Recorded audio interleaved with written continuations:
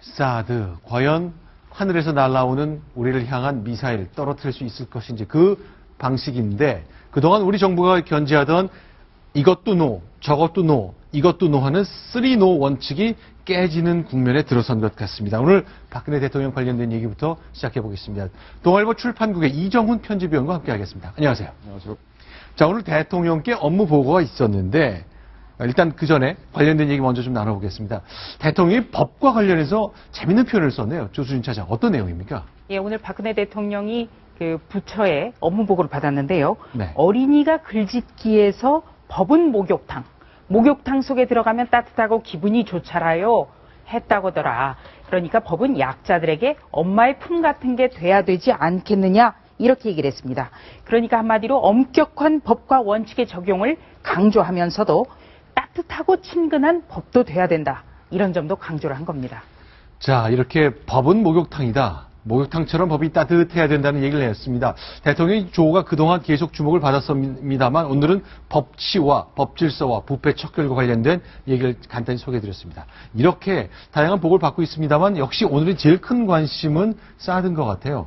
자, 박근혜 대통령 국방장관이 직접 얘기를 했기 때문에 그 내용 좀 소개를 해주시죠. 네네네. 어젠가요? 그 방송에 나오셔서 우리 한민구 장관께서 미국의 사드 한반도 배치를 검토할 필요가 있다라고 하셨습니다. 상당한 진전입니다. 네, 그러면요. 국방부의 생각이 그동안 달라진 거잖아요.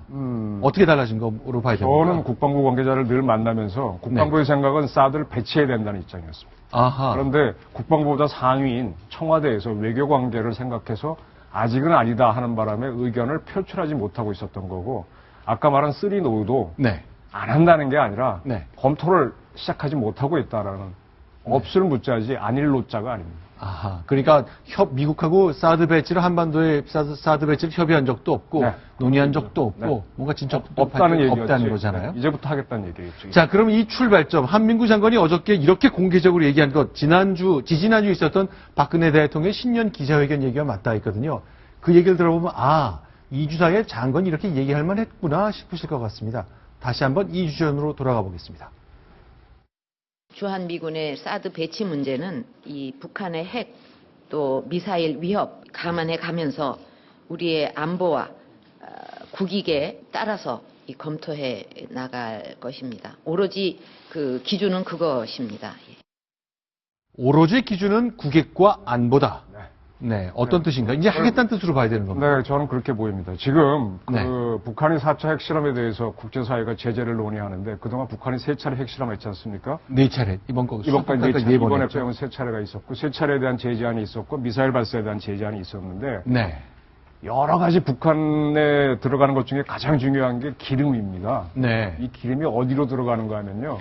단동과 평양, 신의주 사이에 가보면 단동 가보시면 중조우이교라고 하는 다리가 걸려 있습니다. 그렇죠. 중조우이교. 우이교. 바로 그 옆에는 압록강 단교라고 하는 유명한 다리가 있는데 6.25 때 미군이 폭파시킨 거죠. 네. 거기에서부터 북쪽으로 조금 더 올라가면 중국 쪽에 호산장성이라고 하는 게 있는데 이게 뭔가 하면 중국이 만리장성이 여기까지 왔다라고 만들어 놓은 거짓 장성입니다. 네. 그 부분에 태평교라고 하는 아주 오래된 다리가 있는데 거기에 송유관이 걸려 있습니다. 네. 거기서 중국이 소기를 보내주면 피연 정유 공장에서 정유를 해갖고 북한이 돌아가는 거거든요. 네. 가장 중요한 생명줄을 중국이 지원하고 있는데 네. 중국은 북한이 핵실험한 것에 대해서 반대합니다. 네. 그런데 북한이 무너지면 중국도 힘들어진다는 순망치안론에 따라서 전략적 관리를 합니다. 네. 4차 핵실험에도 그런 태도를 보이니까 네. 우리 박 대통령께서 오로지 국익 입장에서 네. 중국도 오로지 국익 입장에서 북한을 지원하니까 우리도 그렇게 하겠다는 의견을 밝히신 거죠. 자, 그런데 대통령과 국방장관이 올 들어서 1월 들어서 북한의 4차 핵실험 이후에 사드 배치를 굉장히 전향적으로 보는 것 같습니다. 그러나 우리 군 당국은 작년 여름까지만 해도 생각이 좀 달랐습니다. 자, 국정감사 장면에서 나왔던 공군 참모총장의 얘기 얼마나 적극적이었는지 아니었는지 확인해 보시기 바랍니다. 미국 정도의 그런 모든 통합 능력을 갖춘 국가는 실효성이 있을 것으로 생각이 됩니다. 그런 것들이 선행되지 않은 상태에서 사드만 배치한다고 해가지고 효용성이 있는 것은 자, 공군참모총장이 뭐 다른 거 안 됐는데 사드만 배치해서 되겠냐 그랬거든요. 제가 굉장히 좋아하는 총장님이신데요. 네. 무슨 얘기인가 하면 이번에 사드를 배치하는 건 대한민국이 사는 게 아닙니다. 아, 물건을 사는 게 아니죠? 아닙니다. 주한미군 기지에 배치하는 겁니다. 아, 미국이 본토에서 사드를 가져다가 자기네 기지에다. 자기 기지에 놓는 거다? 네. 우리 지금 예를 들어 지금 평택에 미군 기지 만들었죠. 어디일지는 네. 모르겠습니다. 그런데 네. 배치하겠다는 거거든요. 네. 우리가 만약에 이렇게 한국군을 파견했는데 네. 저기 쏜 미사일 위협이 있다면 우리는 사드나 패트리어트 팩3 배치 안 하겠습니까? 네. 그래서 미군이 여기 배치하고 운영을 하는데 모든 미사일은 발사하게 되면 열이 나오죠. 네. 그걸 미국이 하늘에서 보기 위해서 DSP인가 위성들이 쭉 있습니다. 그게 발견되면 바로 경보를 울리면서 그쪽 방향으로 레이더를 쏘는데 네. 우리는 그런 위성이 없거든요. 네. 따라서 미국이 여기서 발사가 되면 포착할 수 있으니까 미국만이 이걸 살 수 있는 게 맞습니다. 네. 미국이 사드를 배치해서 쏘면은 맞겠다는 개념입니다. 네.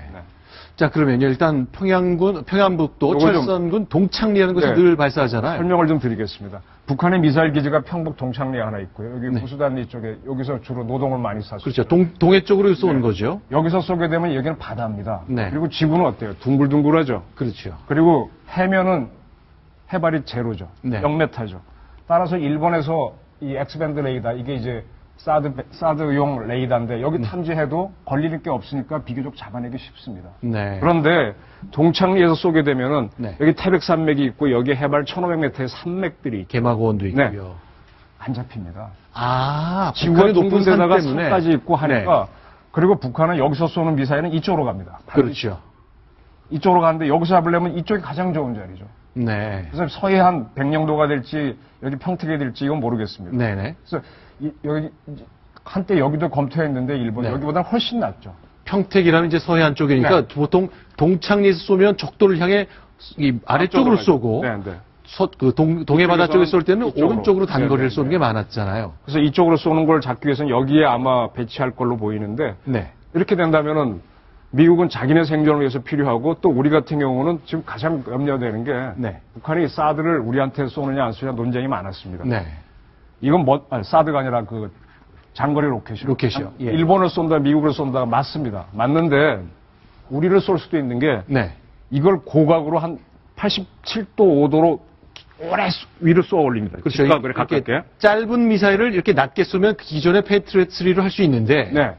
이걸 위로 고창 쌓았고 바로 떨어지면 가까운 데 떨어지겠죠. 네. 그럼 우리한테 떨어질 수 있는데 문제는 이때 중력이 붙었고 가속도가 엄청 빨라집니다. 네. 그래서 우리 패트리어트 갖고는 이걸 맞출 방법이 없습니다. 따라서 사드가 있어서 높은 데 올라가서 속도가 붙기 전에 맞춰야 되기 때문에 네. 미군이 이러한 필요성 때문에 여기다 배치하려는 거고요. 북한이 네. 바로 이걸 노리고 동창리에다가 이 장거리 로켓 발사대를 맞는 걸로 보입니다. 네.